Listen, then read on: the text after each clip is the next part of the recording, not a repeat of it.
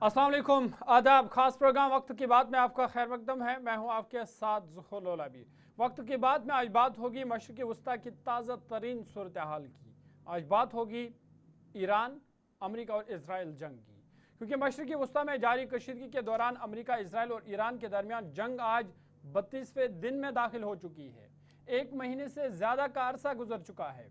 ये तनाज़ा अब 5वें हफ्ते में पहुँच गया है और इस तनाज़े के खात्मे के आसार अभी नजर नहीं आ रहे हैं। इधर अमेरिकी सदर डोनाल्ड ट्रंप ने अपने ताज़ा बयान में दावा किया कि अमेरिका ईरान में एक नई और ज़्यादा समझदार हुकूमत के साथ संजीदा बातचीत कर रहा है, यानी नई रजीम के साथ बातचीत हो रही है और जंग के खात्मे के लिए पेशरफ्त हो रही है। ताहम उन्होंने खबरदार किया कि अगर जल्द कोई माहिदा तय न पाया तो ईरान के अहम जजीरे खरग को निशाना बनाया जा सकता है। खलीजी खिते में कशीदगी में तेजी से इजाफा देखा जा रहा है, जहां ईरान ने दावा किया कि उन्होंने यूनाइटेड स्टेट्स के एक फौजी कमांड सेंटर को यूएई में ड्रोन हमले के जरिए निशाना बनाया। ईरानी बहरिया के मुताबिक हमला अल ऐन अल हदीद एयरबेस के करीब एक खुफिया अमरीकी कमांड पोस्ट पर किया गया, जहां मुबैना तौर पर तकरीबन 200 अमरीकी अफसरान मौजूद थे। ईरान का कहना है कि ये कार्रवाई एक अहम इजलास के दौरान की गई और इसमें आला फौजी हुकाम को निशाना बनाया गया। इधर अमरीका और इसराइल की तरफ से भी हमले जारी है और ये हमले ईरान पर किए जा रहे हैं, लेबनान पर किए जा रहे हैं और इब्तिदाई जंगबंदी की मुज़ाकरात के इतलात भी अगर सामने आ रहे हैं, लेकिन अभी उस वाले से कोई तस्दीक नहीं हुई है। साथ ही ईरान ने खलीजी खिते में अपनी कार्रवाइयाँ जारी रखी हुई है। मुतअद्दिद खलीजी ममालिक पर भी वो हमले कर रहा है। कुवैत में पानी और बिजली के एक अहम प्लांट को भी निशाना बनाने का दावा किया गया है। सफारती स्तर पर पेशरफ्त की कोशिशें भी जारी है, जहाँ पाकिस्तान, ईरान और अमेरिका के दरमियान सालसी के लिए सरगर्म है। इस सिलसिले में चीन ने पाकिस्तान की कोशिशों की हिमायत का भी ऐलान किया है, जबकि मुख्तलिफ ममालिक के वज़राए खारजा इस्लामाबाद में मुज़ाकरात के लिए जमा भी हुए थे। सदर ट्रंप के मुताबिक ईरान ने एहतराम की अलामत के तौर पर अपना हरमज से 20 ऑयल टैंकरों को गुजरने की इजाज़त दे दी है, जिसे मस्बत पेशरफ्त करार दिया जा रहा है। ताहम दूसरी जानिब ईरान ने अमेरिका के साथ किसी भी बराह रास्त मुज़ाकरात की सख्ती से तरदीद की है। ईरान ने साफ कर दिया है कि अमेरिका के साथ या इजराइल के साथ कोई बराह रास्त बातचीत या मुज़ाकरात नहीं हुई है। ईरानी वज़ारत ख़ारजा के तर्जुमान इस्माइल बगही ने वाज़ा किया कि तेहरान और वाशिंगटन के दरमियान कोई बराह रास्त बातचीत नहीं हो रही और अमेरिकी मुतालबात ईरान की खुदमुख्तारी के खिलाफ है, इसलिए वो काबिल कबूल नहीं है। इधर ईरानी क़यादत की जानिब से सख्त बयान भी सामने आ रहे हैं। ईरानी पार्लियामेंट के स्पीकर मोहम्मद बागर गालिबाफ ने अमेरिकी इक़दाम को तनकीद का निशाना बनाते हुए खबरदार किया कि अगर अमेरिकी फ़ौज खिते में दाखिल हुई तो उसे सख्त रद्द-ए-अमल का सामना करना पड़ेगा। माहिरीन के भी इस तमाम सूरत हाल पर पूरी नज़र है और उनके मुताबिक अबनाए हरमज़ की सूरत हाल आलमी सतह पर नहायत अहम है, क्योंकि किसी भी रुकावट की सूरत में तेल की तरसील मुतासर हो सकती है, जिसके आलमी माशत पर गहरे असरात मरतब होंगे। मजमूई तौर पर जंगी कार्रवाइयों और सफारती कोशिशों के साथ साथ बयानात की जंग भी जारी है, जिसके बायस खिते में कशीदगी बरकरार है और सूरत हाल किसी भी वक्त मज़ीद बिगड़ने का खदशा लगातार मौजूद है। और आज का सबसे बड़ा सवाल यह है कि क्या 1 महीना गुजरने के बावजूद कशीदगी कम होने का इम्कान है या ये जंग अभी मजीद शिद्दत इख्तियार करेगी। डोनाल्ड ट्रंप के दावों और ईरान की तरदीद, असल में सच्चाई क्या है, पर्दे के पीछे क्या कहानी चल रही है? क्या ईरान का सख्त मौक़िफ़ खिते में मजीद कशीदगी को जन्म देगा? अबनाए हरमज़ की कशीदगी आलमी माशरत को किस बड़े बहरान की तरफ ले जाएगी? आज इन तमाम मामलात पर बात करेंगे, बहस करेंगे।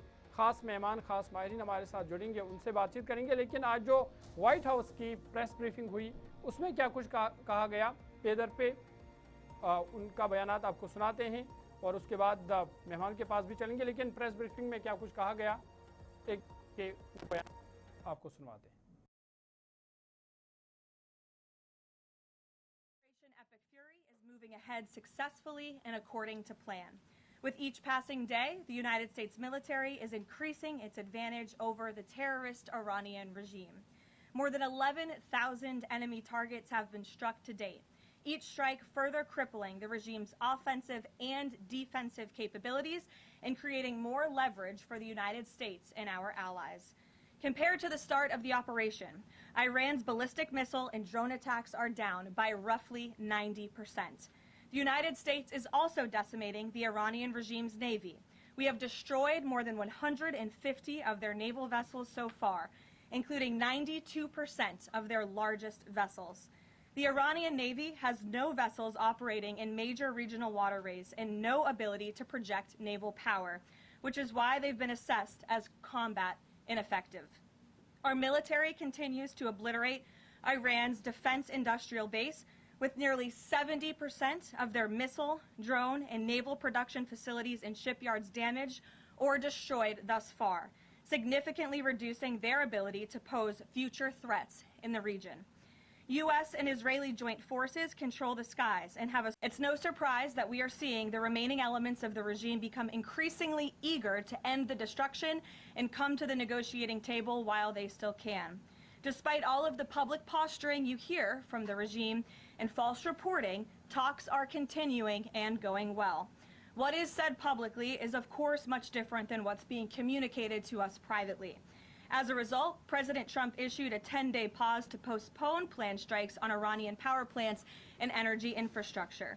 This remains a truly once-in-a-generation opportunity for the regime to make a good deal with the United States, permanently abandon their nuclear ambitions, and stop acting as the world's leading state sponsor of terrorism. If the Iranians reject this... चलिए, ये तो press briefing थी जिसमें कहा गया कि फ़िलहाल मुतअद्दिद मामलों पर बातचीत जारी है, ताहम ईरान ने इस हवाले से इनकी तरदीद की है। लेकिन इससे पहले कि हम बाज़ाब्ता तौर पर बहस की शुरुआत करें, डिबेट की शुरुआत करें, इस वक्त की बड़ी खबर सामने आ रही है और ईरान ने बड़ा दावा किया है। ये बड़ी खबर इस वक्त की कि जहां मशरिक़ वस्ता में कशीदगी की सूरत हाल बरकरार है, तो दूसरी तरफ से ईरान का बड़ा दावा कि ईरान ने बड़ा दावा किया है कि मुत्तहिदा अरब अमारात में एक अमरीकी फ़ौजी कमांड मरकज़ को ड्रोन हमले में निशाना बनाया गया है। तकरीबन 200 अमरीकी अफसरान को निशाना बनाने का दावा ईरान की तरफ से किया गया है। ताहम इस पूरे मामले पर अमेरिका की जानिब से अभी कोई रद्द-ए-अमल सामने नहीं आया है, लेकिन ये बड़ी खबर कि UAE में यानी मुत्तहिदा अरब अमारात में अमरीकी सेंटर को निशाना बनाया गया है। ईरान ने दावा किया कि उसने मुत्तहिदा अरब अमारात में एक अमरीकी फ़ौजी कमांड मरकज़ को ड्रोन हमले में निशाना बनाया है। ईरानी हुकाम के मुताबिक हमले के वक्त तकरीबन 200 अमरीकी अफसरान और कमांडर मौजूद थे। ईरान का कहना है कि कार्रवाई इंटेलिजेंस मालूमात की बुनियाद पर की गई और हदफ एक खुफिया अमरीकी कमांड पोस्ट थी। दूसरी जानिब यूनाइटेड स्टेट्स की तरफ से अभी तक इस दावे की न तो तस्दीक की गई और ना ही कोई बाज़ाब्ता रद्द-ए-अमल सामने आया है। इधर अगर ये दावा दुरुस्त साबित होता है तो ये अमेरिका और ईरान के दरमियान कशीदगी में एक बड़ा इजाफा होगा और खित्ते में सिक्योरिटी सूरत हाल मजीद पेचीदा हो सकती है। इधर आलमी बरादरी इस पेशरफ्त पर गहरी नजर रखे हुए हैं, जबकि खदशा जाहिर किया जा रहा है कि सूरत हाल मजीद बिगड़ने की सूरत में खलीजी खिता एक बड़े तसादुम की तरफ बढ़ सकता है, क्योंकि बड़ा दावा है। 200 अमरीकी अफसरान को निशाना बनाने का दावा ईरान ने किया है, ताहम अमेरिका ने अभी इसकी तस्दीक नहीं की है। आगे बढ़ते हैं और एक बड़ी खबर सामने आ रही है और ये बड़ी खबर कतर से है। कतर ने बड़ा फैसला लिया है और कतर ने जोर दिया है कि खासकर जो अपनाए हरमज या स्ट्रेट ऑफ हॉर्मज जिसे आप कहते हैं उस वाले से एक बड़ी खबर कतर ने एक बड़ा फैसला लिया है और कतर ने जोर दिया है कि दुनिया के सबसे अहम समुद्री गुजरगाहों में से एक अपनाए हरमज के मुस्तकबिल का फैसला सिर्फ खित्ते के ममालिक पर ही मुनहसर होगा और ये बड़ा फैसला कतर की जानिब से सामने आया है। कतर ने बड़ी पेशरफ्त हुई है। अपनाए हरमज का मुस्तकबिल बाहमी फैसले पर मुनहसर होना चाहिए, यह कतर की जानिब से कहा गया है और इलाकाई ताउन और गुफ्त तशनीर की अहमियत पर कतर ने जोर दिया है। आबी गुजरगाहों की हिफाजत नागुज़ेर है। कतर की कोशिश खित्ते में इस्तेकाम के लिए मस्बत इक़दाम के तौर पर देखी जा रही है। कतर ने जोर दिया कि दुनिया के सबसे अहम समुद्री गुजरगाहों में से एक अपनाए हरमज के मुस्तकबिल का फैसला सिर्फ खित्ते के जो ममालिक है वो बाहमी मशवरे और इत्तफाक से किया जाना चाहिए ताकि मज़ीद मुश्किलात का सामना न करना पड़े। कतर के वज़ारत ख़ारजा के तर्जुमान ने कहा कि इस गुजरगाह की सिक्योरिटी, नेविगेशन और इंतज़ाम के तमाम फैसले खित्ते के तमाम ममालिक की शिरकत के साथ किए जाए। साथ ही तर्जुमान की तरफ से मज़ीद कहा गया कि अपनाए हरमज न सिर्फ खलीज के लिए बल्कि आलमी तवानाई और तिजारत के लिए भी इंतहाई अहम है और इसका मुस्तकबिल यकतरफा फैसलों से नहीं चल सकता। कतर की वजाहत खलीज में हालिया कशीदगी के दौरान सामने आई है, जिसमें बहरीन में मिसाइल और ड्रोन हमले, ईरान में इसराइल की फौजी कार्रवाइयाँ और अमेरिका ईरान तसादुम शामिल है। इलाकाई और आलमी माहिरीन के मुताबिक अपनाए हरमज आलमी तेल और गैस की तरसील के लिए एक कलीदी रास्ता है, जिससे तकरीबन 5वां हिस्सा दुनिया के तेल की तरसील से गुजरता है। कतर की तजवीज़ को खित्ते के ममालिक के दरमियान इत्तिफाक़ राय के जरिए कशीदगी कम करने और समंदरी सलामती को यकीनी बनाने के तौर पर देखा जा रहा है।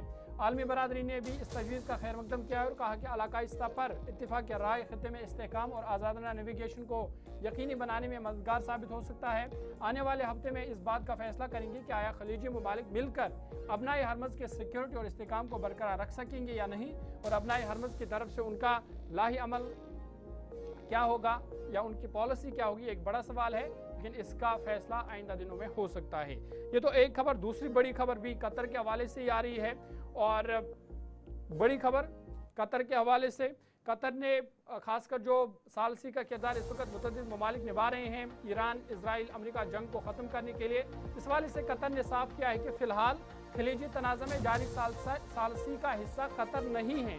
कतर ने साफ कर दिया है कि उनकी पहली तरजीह अपनी मुल्क की हिफाजत करनी है, अपनी कौमी सलामती उनके लिए अवलीन तरजीह है, उसके बाद ही वो सालसी की तरफ देखेंगे। कतर ने वाज़ा किया कि वो खलीज में जारी तनाज़े के हल के लिए होने वाली सालसी कोशिश में बराह रास्त हिस्सा नहीं ले रहा है।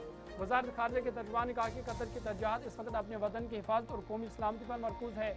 साथ ही मज़ीद कहा गया कि अगरचे कतर सालसी नहीं कर रहा, लेकिन वो तमाम फरीकों बशमूल सालसों और दीगर खिते के स्टेक होल्डर्स के साथ बाकायदा राब्ते में हैं, ताकि खिते की सूरत हाल से आगाह रहा जा सके और इस्तेकाम के लिए मुआवनत फराहम की जा सके। कतर ने पाकिस्तान की सालसी कोशिशों की हिमायत का इरादा किया और उम्मीद जाहिर की कि इक़दाम खिते में मुस्तक़बिल अमन और इस्तेकाम लाने में कामयाब होंगे। माहिरीन का कहना है कि कतर का ये मौक़िफ़ एक मुतवाज़िन हिकमत अमली की अक्कासी करता है, जो गैर जानिबदारी बरकरार रखते हुए खिते के अहम खिलाड़ियों से ताल्लुक़ कायम रखता है। साथ ही साथ कतर के गैर जानिबदार किरदार से कशीदगी कम करने और मुमकिन सफारत हल में ताउन की राय हमवार हो सकती है, लेकिन फ़िलहाल कतर ने इन तमाम चीज़ों से अपने आप को अलग किया, खासकर सालसी के किरदार से अपने आप को अलग किया, और ये साफ कर दिया कि उनकी पहली तरजीह उनका अपना मुल्क है, कतर है, उनके लोगों की हिफाजत है, उसके बाद ही वो सालसी की तरफ देखेंगे। लेकिन जो मुल्क चाहे पाकिस्तान हो या दीगर ममालिक जो सालसी का किरदार निभा रहे हैं, वो उनके साथ राब्ते में हैं और वहाँ पर अपनी बात ज़रूर रखेंगे। ये तो जो ताज़ा तरीन पेशरफ्त है वो हमने आपके सामने रखी, लेकिन अब अपने मेहमानों के पास चलेंगे, मज़ीद ज़रा इस सूरत हाल को समझने की कोशिश करेंगे, क्योंकि 1 महीने से ज़्यादा का वक्त गुजर गया है, लेकिन अभी भी कोई मस्बत पेशरफ्त सामने नहीं आ रही है। तमाम मेहमान हमारे साथ ज्वाइन कर चुके हैं। हमारे साथ colonel SK Mangotra, retired defence expert हमारे साथ है, इकबाल ममदानी साहब हमारे साथ है फॉरेन एक्सपर्ट के तौर पर, और दिनेश मल्होत्रा साहब हमारे साथ है पॉलिटिकल एनालिस्ट के तौर पर। आप तीनों मेहमानों का बहुत बहुत शुक्रिया, बहुत बहुत खैर मकदम इस खास डिबेट वक्त की बात में हमारे साथ ज्वाइन करने के लिए। शुरुआत में कर्नल SK मंगोत्रा साहब आपके साथ ही करूँगा, क्योंकि जो हम ताज़ा तरीन सूरत हाल खासकर मशरिक़ी वस्ता में, मिडल ईस्ट में इस वक्त देख रहे हैं, कहीं से भी कोई हल अभी नज़र नहीं आ रहा है। 1 महीने से ज़्यादा का वक्त गुजर चुका है, लेकिन अभी ऐसा इस जो ताज़ा तरीन सूरत हाल है, या 1 महीने के वक्त का से ज़्यादा का वक्त भी गुजर चुका है, तो आप इस सूरत हाल को किस तरह से देखते हैं? क्या आपको लग रहा है कि ये जंग किसी नतीजे पर पहुँचेगी, या यहाँ पर किसी तरीके से जो ये तनाज़ा है ये कम होगा, या आपको लग रहा है कि अभी ये तनाज़ा मज़ीद बढ़ सकता है? देखिए, बहुत बहुत शुक्रिया आपका हमें आज आपको मंच पर याद करने के लिए। और ये जो सवाल आपने किया एक बहुत अहम सवाल है इस वक्त की। सभी पूरी दुनिया की नज़रें जो हैं वो इस तरफ टिकी हुई हैं कि क्या होगा, बिल्कुल, और क्या आगे होने वाला है और क्या हो रहा है। क्योंकि आज 32वां दिन यानी कि 1 महीना हो जो है वो ज़्यादा गुजर हो गया है बिल्कुल। कि अभी तक कोई भी इसका फैसला जो है वो नहीं हो सका। क्योंकि दोनों जो कंट्रीज हैं, दोनों मुल्क जो हैं, वो एक दूसरे के ऊपर यही सोच रहे हैं कि वो कह रहे हैं कि मैं इसके साथ जल्दी इसके साथ तराजा कर रहा हूँ, बातचीत कर रहा हूँ, और जल्दी हम किसी फैसले पर पहुंचेंगे। और ईरान जो है वो बिल्कुल नकार रहा है कि हमारा कोई भी ऐसा वो नहीं है जहाँ पर कि हम आपस में बैठ कर बातचीत, हमारी अमेरिका से कुछ हो रही है, US से हो रही है। तो अब इस चीज को देखते हुए ये एक बहुत ही, पर क्या है कि स्ट्रेटेजिक लेवल पर जो राजनीति है, जो पॉलिटिकल मैटर्स हैं, उनको अंदर की बात क्या चल रही है वो किसी के सामने जो हो नहीं आ रही। क्योंकि अभी आप देखिए कि डोनाल्ड ट्रंप जी ने 10 दिन का इनको समय भी दे दिया। समय इन्होंने मैं कहूंगा कि इनको क्या दिया, वो तो उन्होंने समय मेरे को लगता है जहाँ तक कि अपने लिए लिया है। पर यह है कि अगर समय उन्होंने अपने लिए लिया है तो ईरान भी इसका मुमकिन खूब फायदा उठाएगा कि जी। वो भी अपने आप को इसको या तो किसी ना किसी हल पर पहुंचने के लिए अपने आप बातचीत करेंगे अपने जो करीबी मुल्क हैं उनके साथ जी। और कुछ ना कुछ इसका जो है हल वो भी ढूंढेंगे। और यूएस जो है वो दोनों तरफ है क्योंकि यूएस को टाइम मिल गया अपनी तैयारी करने के लिए। बिल्कुल। अब आप देखिए कि यूएस ये भी धमकी दे रहे हैं कि मैं ग्राउंड ऑपरेशन के ऊपर भी आऊंगा। उन्होंने 82nd जो उनका एयरबॉर्न डिवीजन है उसको बिल्कुल अलर्ट पे रखा हुआ है इस वक्त और किसी भी वक्त जब भी वो चाहें तो उसको वो लॉन्च कर सकते हैं। अब ईरान का कहना है कि मेरे 7 लाख आर्मी जो है, देखिए ईरान की 7 लाख आर्मी जो है वो सारी कहीं खरक द्वीप पर या खरक आइलैंड पर ही बैठी नहीं हुई है, वो सारे पूरे ईरान में फैली हुई है। तो इनका 25,000 आदमी का एकदम पैराट्रूपर्स का लॉन्च करना, क्योंकि जहां तक मेरे को लग रहा है कि डोनाल्ड ट्रंप का ये 10 दिन का जो गैप लेना है, जो छुट्टी ली है, उन्होंने छुट्टी दी है, उसमें वो अपने आप को रीऑर्गेनाइज और रीप्लानिंग जो है वो ऑर्गेनाइज कर रहे हैं और रीजनाइज कर रहे हैं। और इसमें ईरान को भी मौका है सोचने का, दोनों तरफ है। तो अगर ईरान कोई ना कोई ऐसा एक मिडिल पाथ निकालता है और कोई बातचीत, कोई ऐसा मुल्क जो है वो बीच में करता है कि भाई हम आप इसमें बैठकर आपका जो है सुलहनामा जो है वो करवा सकते हैं। जी। देखते हैं कि किस वक्त, क्योंकि अभी इसमें 3-4 दिन लगेंगे बिल्कुल। और तब जाकर जो इसका जो हल है वो आगे आएगा। अगर डोनाल्ड ट्रंप ने 10 दिन के बाद अगर जो है वो उन्होंने अपना ये जी ठीक है, मैं आऊँगा दोबारा आपके पास। इकबाल ममदानी साहब आपके पास में चलूँगा। इस वक्त की जो ताज़ा तरीन सूरत हाल है, एक तरफ से ट्रंप ये दावा कर रहा है कि वो नई रजीम के साथ बातचीत कर रहा है। एकदम ये समझाएगा कि ये नई रजीम क्या है? क्या जो आयतुल्लाह अली खामनाई के बाद जो नए वहाँ की सुप्रीम लीडर आए मुश्तबा अली खामनाई, क्या वो उस रजीम की बात कर रहे हैं या उनकी नज़र में कोई दूसरी रजीम है जिससे बैकडोर बातचीत चल रही है? क्योंकि ईरान लगातार ये कह रहा है कि कोई बातचीत नहीं हो रही है, वो इसकी तरदीद कर रहे हैं। तो असल में सच क्या है? शुक्रिया ज़हूर साहब। सभी जो हमारे सीनियर पैनलिस्ट बैठे हैं उसका भी बहुत बहुत शुक्रिया। देखिए, मामला इस पूरे मामले के अंदर अगर हम देखें तो जहां अमेरिका एग्जिट चाहता है और ये चाहता है कि वो सुपर पावर उसका जो दर्जा है वो कायम रहे, वो इस जंग में शुरुआत में आ चुका था। उसको मुझे लगता है कि ये समझाया गया था मुसाद और इसराइल की तरफ से कि ये जंग 2 या 4 दिनों के अंदर वेनेजुला की तरह खत्म हो जाएगी। तो उसी चीज को लेकर के जो बताया गया था उस पर वो कूद पड़े थे और उन्हें अंदाजा नहीं था कि ये जंग इतनी लंबी हो जाएगी और ईरान जो है वो इतना जवाब दे पाएगा, क्योंकि सुपर पावर का जो टैग और जो तरीका रहा है उन सारी ही चीजों को लेके अमेरिका इस जंग में कूद चुके थे। लेकिन जो शुरुआत में पहले दिन जो हमला किया था जिसके अंदर अली खामनाई और उनके करीबी तकरीबन 40 लोग जो उसमें मारे गए थे, जी। उसके बाद एक उम्मीद थी कि जो ईरान की आम जनता है वो सड़कों पर आ जाएगी और रिजीम चेंज करने की बात करेगी, लेकिन ऐसा हुआ नहीं। इनफैक्ट वो जो लोग थे वो ईरान के फेवर में आ गए और जिससे ये मुसीबत इनके लिए बढ़ती चली गई।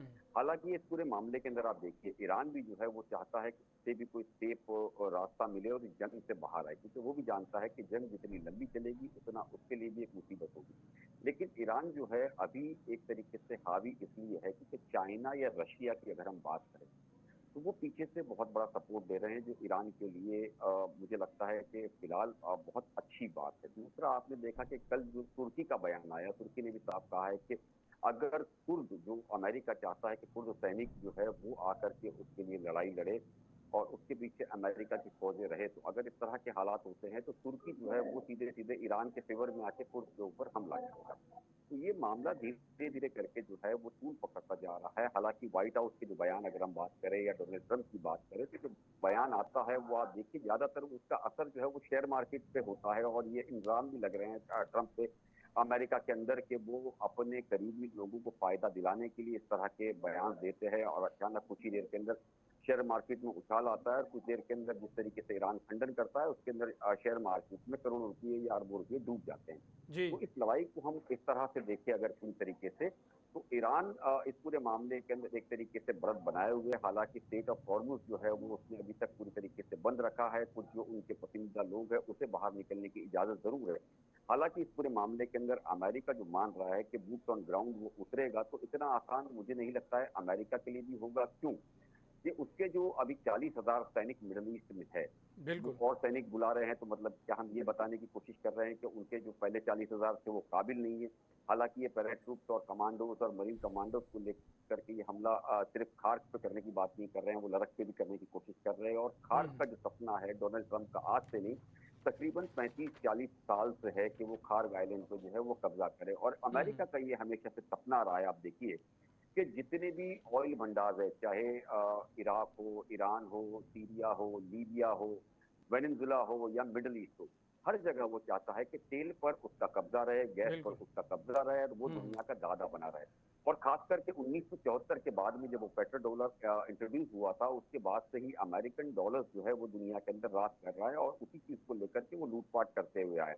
इराक के अंदर जो हमला हुआ है, आप देखिए कि जो हमला किया गया था उसकी जांच के अंदर ये पता लगा कि वो जो हमला किया गया था बिल्कुल गलत था। शुरुआत में ये बताया गया था कि वो टेररिस्टों को सपोर्ट करता है, उनके पास ऐसे हथियार है जो दुनिया के लिए खतरा है। जी। वही चीजें अफगानिस्तान के अंदर उन्होंने ये अपना 2000 के अंदर अटैक का जो ट्विन टावर अटैक हुआ था उसको लेकर के किया था। तो हर जगह बाद में आप देखिए कि कुछ सालों के बाद ये पता लगा कि वो जिस चीजों को लेकर के हमला करता था और जो मकसद बताया करता था वो मकसद बिल्कुल नहीं है। चाहे वो लीबिया कर्नल गद्दाफी की बात हो, इराक की बात हो। इस बार जो मामला अलग इसलिए है, मैं आपको बता दूं जरूर, जी। कि इराक में जो हमला हुआ था उसके अंदर तकरीबन 20% से ज्यादा जो शिया कम्युनिटी थी वो अमेरिका के साथ थी और सद्दाम के खिलाफ थी। इसी तरीके से लीबिया में हाल था, लेकिन ईरान के अंदर ऐसे हालात नहीं है। ईरान में जो 100% शिया कम्युनिटी है वो पूरी तरीके से ईरान के साथ खड़ी है। और अगर अमेरिका चाहता है कि वो किसी तरीके से उतर जाएगा और वो खार्क पे या हॉर्मुज पे हमला करके छुड़ा लेगा, तो इतना आसान नहीं होगा जैसे शुरुआत में उन्होंने सोचा था। मुझे लगता है वैसे ही इनको मुंह की खानी पड़ेगी। ये भी हो सकता है कि पैराट्रूप जो नीचे उतरना चाहे तो ईरान पहले उन्हें उतरने दीजिए और उसके बाद जो है लगातार वो हमला शुरू कर दे, कि उनके जो अपनी ऑयल फील्ड है उसे भी वो तबाह करना शुरू कर दे, कि एक तरफ आग लग जाएगी जिससे अमेरिकन आर्मी के लिए वो रास्ता नहीं रहेगा, दूसरी तरफ जो इनकी आर्मी है वो उस पर टूट पड़े। और आप और हम सारे ही लोग देख चुके हैं कि इराक हो, ईरान हो, अमेरिका अगर हवाई हमले की बात हो तो वो हमला उसके अंदर वो जीतता है, लेकिन अगर जमीन की बात हो तो उसे भागना पड़ा है हर जगह कई सालों की लड़ाई के बाद। ठीक है। और दूसरी बड़ी बात है कि इस पूरे खेल को जो है सोवियत भी जो है अपना रशिया जो है वो सोवियत के वक्त से ही इंतजार कर रहा है कि अमेरिका को किस तरह तोड़ा जाए। इसको लेकर के वो लगातार सपोर्ट करता जा रहा है। ठीक है, मैं आऊँगा दोबारा आपके पास। दिनेश मल्होत्रा जी, आपके पास में चलूँगा। जो हम इस वक्त सूरत देख रहे हैं कि एक तरफ से इजराइल और अमेरिका की तरफ से ईरान पर हमले किए जा रहे हैं, तो ईरान वापस में जो गल्फ़ कंट्रीज़ है, खलीजी ममालिक है, सऊदी अरबिया, दुबई या कुवैत, वहाँ पर जो यूएस के मिलिट्री बेस हैं उन पर हमले किए जा रहे हैं। तो अगर यही सूरत हाल बाकी रही तो क्या ये माना जाए कि मज़ीद जो कंट्रीज़ हैं वो इसमें इन्वॉल्व होंगे और साथ ही साथ ये जंग लंबी खींच सकती है? देखिए, सबसे पहले आप सबका शुक्रिया, आपका भी शुक्रिया वो पैनलिस्ट को मेरे तरफ से गुड इवनिंग। जैसे मेरे पहले जो मेरे को पैनलिस्ट हैं उन्होंने बताया कि ये जंग अब लंबी होती जा रही है, लेकिन इसके बाद एक जो आशा की किरण हम देखें बीच बीच में, जो अमेरिका के जो अभी व्हाइट हाउस की आप स्टेटमेंट बता रहे थे, उन्होंने भी कहा कि हमने टाइम दिया, अल्टीमेटम दिया। तो ईरान अभी ये नहीं मान रहा कि हमारी कोई बातचीत चल रही है, पर ये एक रियलिटी है। हम सब ये जानते हैं कि ये जो अभी जो लड़ाई चल रही है, केवल इसमें ईरान, अमेरिका या इजराइल इन्वॉल्व नहीं है, जहाँ जो खाड़ी के देश वो इन्वॉल्व नहीं है, पूरा पूरा पूरा वर्ल्ड, एक पूरा वर्ल्ड इन्वॉल्व हो गया, सब इम्पैक्ट कर रहे हैं। तो मुझे लगता है जितनी लंबी ये लड़ाई चलेगी वो इंसानियत के हित में नहीं है। तो सभी जो पार्टीज इस लड़ाई में इन्वॉल्व हैं, मुझे लगता है कि रिस्पेक्टेबल एग्जिट चाहती हैं। ईरान भी चाहता है कि उसकी इज्जत पे आंच ना आए। ईरान की पूरी लीडरशिप को जिस तरह से अमेरिका ने तबाह किया, तो ईरान को बिना किसी कारण इस लड़ाई से विड्रॉ करना वो ईरान के हित में नहीं है। वो ईरान की एक मतलब रिस्पेक्ट भी नहीं है अगर ईरान विड्रॉ कर लेते हैं इस लड़ाई से विदाउट एनी रीजन। तो दूसरी अमेरिका की बात है। अमेरिका, जैसे पहले मेरे को पैनलिस्ट ने कहा कि अमेरिका एक वर्ल्ड पुलिसमैन की भूमिका निभाना चाहता है, जैसे उसने वेनेजुएला में किया कि एक आसानी से उन्होंने रजीम चेंज कर दी। लेकिन ईरान वेनेजुएला नहीं है। ईरान एक बहुत पुराना देश है। ईरान एक नेशन है, इसकी संस्कृति है। तो ईरान में रजीम चेंज करना वहाँ के लोगों की कंसेंट के बिना मुझे लगता है इम्पॉसिबल है। और ये जो अमेरिका ने जो पंगा ले लिया है ईरान के साथ, ये अमेरिका के लिए आने वाले दिनों में कहीं ईरान दूसरा वियतनाम ना बन जाए। और अमेरिका भी इस समय चाहता है कि लड़ाई लंबी ना खिंचे, हम किसी तरीके से रिस्पेक्टेबल तरीके से विड्रॉ कर रहे हैं, लेकिन उनको ईरान की कुछ शर्तें मानना पड़ेगी, क्योंकि ईरान के साथ अमेरिका ने ज्यादती की है, जैसे ईरान की पूरी लीडरशिप को उन्होंने खत्म कर दिया।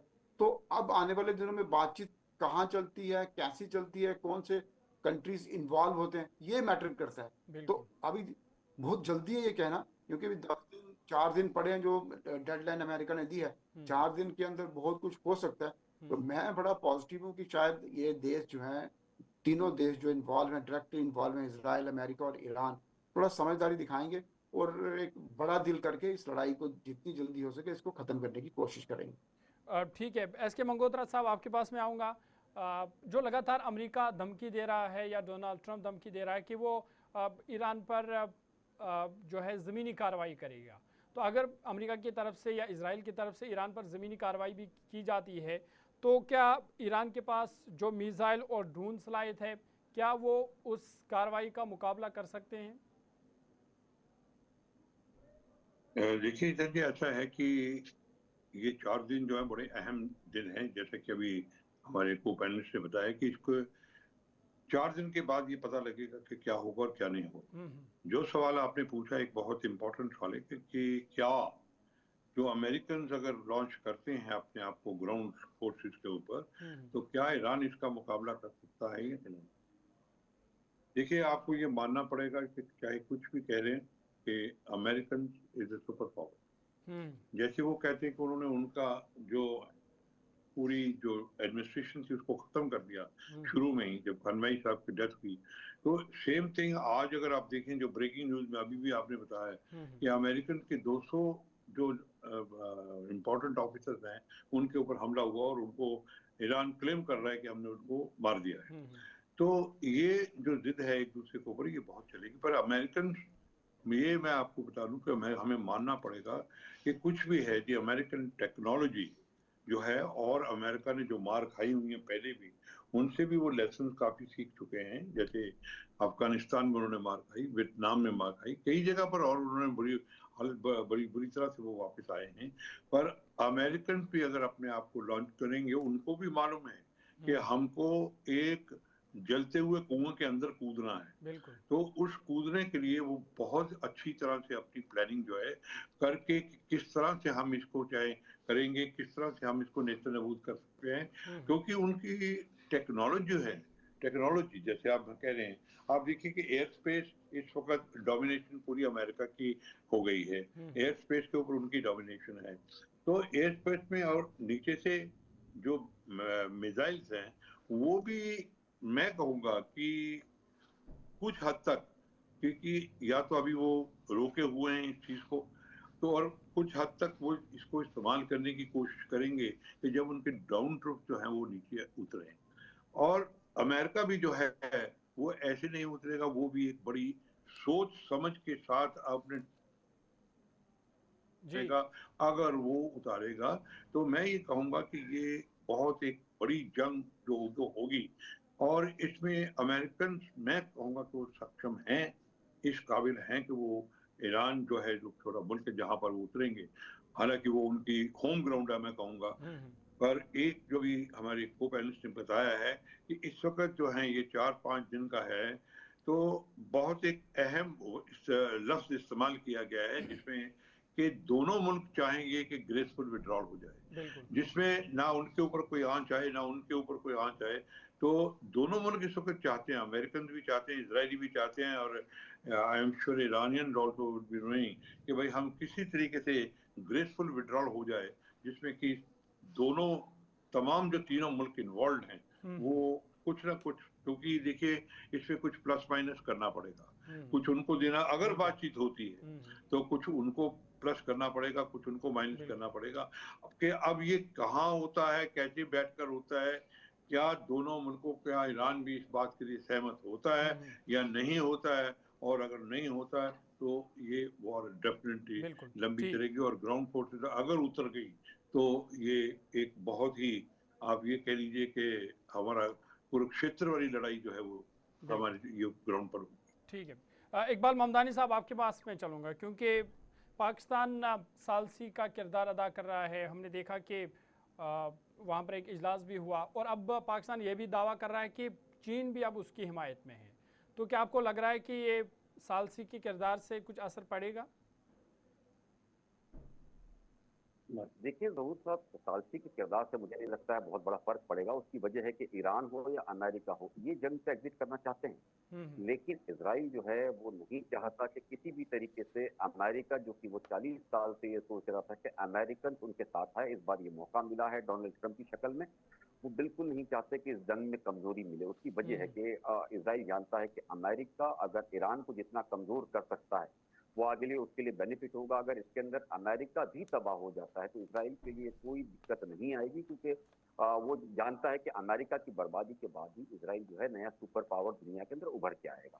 वो चाहता है कि अमेरिका भले ही बर्बाद हो जाए, कोई दिक्कत नहीं, लेकिन वो ईरान को इतना कमजोर कर दे कि वो ईरान आगे लड़ने के लायक ना रहे। लेकिन जिस तरीके से सर ने कहा कि टेक्नोलॉजी की अगर हम बात करें तो अमेरिका सुपर पावर है, नो डाउट, लेकिन उस दौर में जो उसके पास जो हथियार है और आज के दौर के हथियार के अंदर एक बड़ा फर्क ये है कि अभी एडवांस हथियार जो आए हैं उसके अंदर खास करके जो हीलियम का चीजें लगती है, जो चिप्स लगती है, वो धीरे धीरे करके आप देखिए रशिया ने 1 अप्रैल से, यानी कि आज से कल से लेकर के 31 जुलाई तक उसने साफ कर दिया है कि वो दुनिया को ऑयल और गैस सप्लाई नहीं करेगा। इसी तरीके से चाइना जो है वो लिथियम को या रेयर अर्थ मिनरल्स को वो अब दुनिया को दे नहीं रहा है। तो अमेरिका को भी अगर नए हथियार बनाना है, एडवांस हथियार बनाना है, तो इन सारी ही चीजों की जरूरत लगेगी। ताइवान जो चिप का सबसे बड़ा प्रोडक्शन करता है हीलियम का, कतर के अंदर जो हमला हुआ है उसके चलते ताइवान जो है वो एक तरीके से बैठ चुका है। 70% चिप जो है वो एक तरीके से दुनिया को ताइवान सप्लाई करता है, जिसके अंदर से जो एडवांस चिप यानी कि 90% एडवांस चिप जो है वो ताइवान से ही निकल करके सब जगह जाती है, जहां से वो जहाज बनाया जाए या आप गाड़ियां बनाई जाए या मोबाइल लैपटॉप जितनी भी। अमेरिका ये समझ नहीं रहा है, लेकिन आप समझिए कि इसका संकट धीरे धीरे करके दुनिया के अंदर कुछ सालों के अंदर या कुछ महीनों में नजर आएगा, जिसके हालात इकोनॉमिकली भी अमेरिका पर बहुत बड़े असर होंगे। तो इन सारी चीजों को लेकर के अमेरिका अब एग्जिट होना चाहता है। देखिए आज उसने ये भी कहा है, व्हाइट हाउस ने ये भी बयान दिया है कि वो स्टेट ऑफ हॉर्मुज जो है उसको वो खाली कराए बिना भी वो हट सकते हैं। यानी कि ये साफ संकेत है कि वो समझ रहे हैं कि उन्हें बाहर निकलना है इस जंग से, क्योंकि जिस तरीके से अमेरिका में, इजराइल में लोग सड़कों पे बाहर आए हैं तो मिड टर्म इलेक्शंस में उन्हें बहुत बड़ा नुकसान हो सकता है।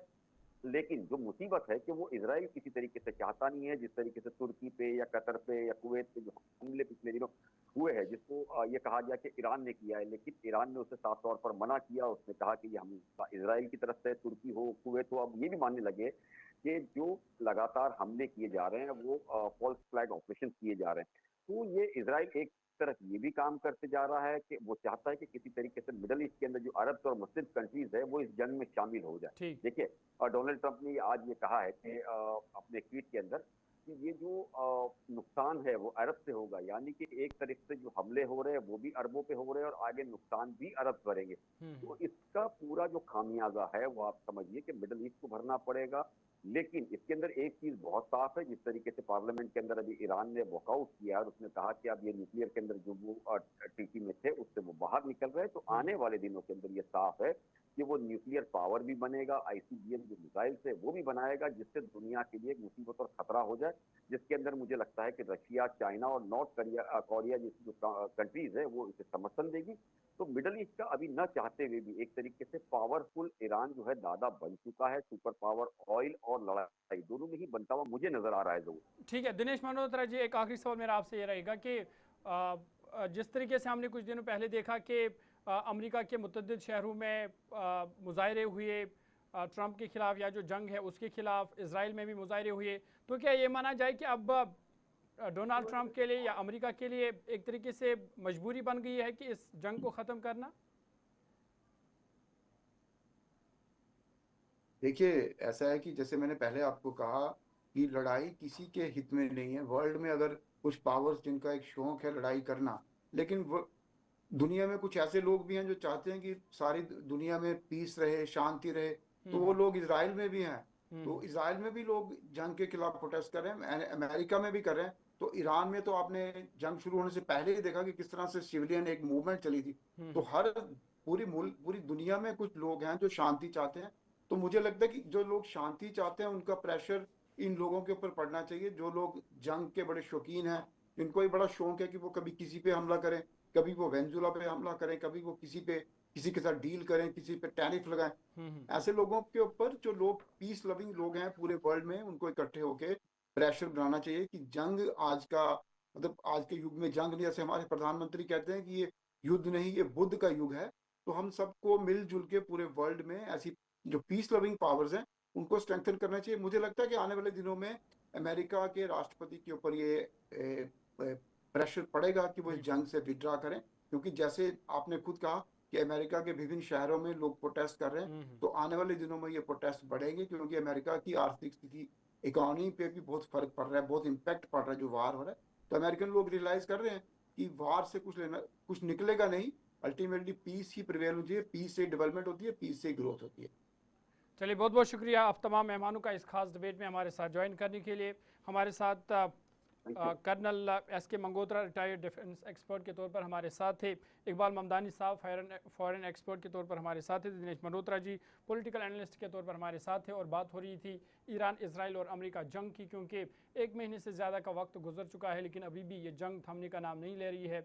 लगातार अगरचे कई ममालिक सालसी का किरदार निभा रहे हैं, लेकिन उनकी कोशिशें भी उसका भी अभी कोई मुस्बत रद्द-ए-अमल सामने नहीं आ रहा है, क्योंकि लगातार हमले किए जा रहे हैं।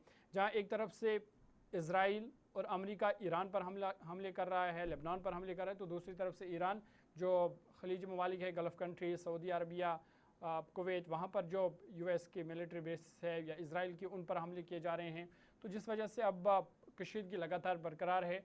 और सबसे बड़ा मामला और अहम मामला वो अबनाए हरमुज़ का है, स्ट्रेट ऑफ हॉर्मुज़ का है, कि अगर वहाँ पर सूरत हाल ज़्यादा देर तक ख़राब रही तो इसका असर पूरी दुनिया को देखना पड़ेगा, क्योंकि फिर तेल या जो गैस की सप्लाई जो है वो मुतासर हो सकती है, जिससे पूरे आलम में एक बहरान पैदा हो सकता है। लेकिन अब कोशिश की जा रही है कि जल्द से जल्द ये जंग ख़त्म हो, लेकिन इसके आसार अभी कम नज़र आ रहे हैं। लेकिन अब देखने वाली बात ये होगी कि आइंदा दिनों में क्या कुछ होगा, क्योंकि जो अमेरिकी सदर डोनाल्ड ट्रंप ने जो मोहलत दी थी 10 दिनों की, वो भी अब ख़त्म हो रही है, कुछ दिन बचे हैं। और उसके बाद देखना होगा कि अमेरिका की तरफ से क्या फ़ैसला होगा और क्या ये जंग ख़त्म होगी या मज़ीद बढ़ेगी। ये एक बड़ा सवाल है जिसका फ़ैसला आइंदा दिनों में होगा। फिलहाल आज के इस खास डिबेट में मेरे साथ इतना ही। ज़ुहूर लोलाबी को इजाज़त दीजिए। मज़ीद खबरों और अपडेट्स के लिए आप देखते रहिए गुलिस्तान न्यूज़।